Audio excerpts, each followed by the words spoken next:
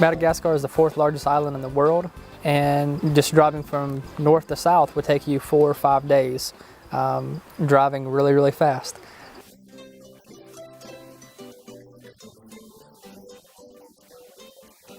Our job here in Madagascar is to go and tell the Mahafaly people who live very, very far away about Jesus.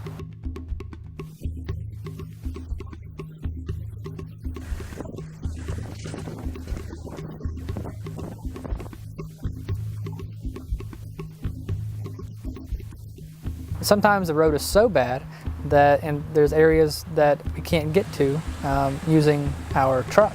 So we have to use a helicopter. The Mahafaly kids are just like kids in the States, but they're very, very poor. So they don't have very many toys. But the Mahafaly kids are also workers. When they're about 5 or 6 years old, they'll start going out into the fields with the goat or the sheep.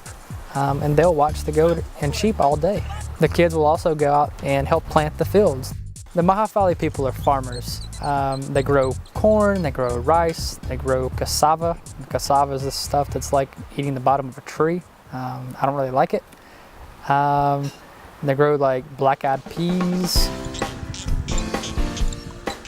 The Mahafaly people have not heard of Jesus. They don't know who Jesus is.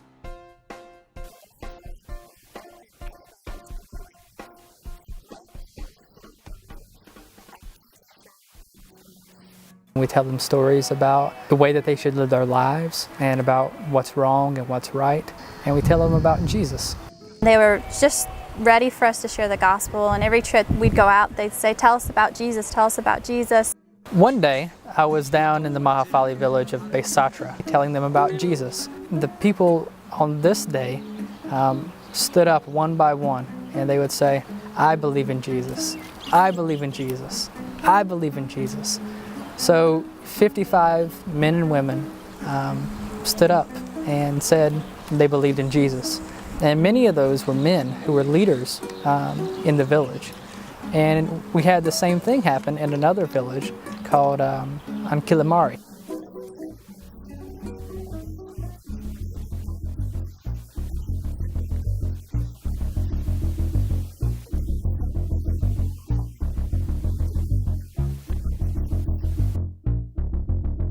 You can help us do our job. If you would pray for the Mahafaly people, the Mahafaly kids, because they don't know about Jesus.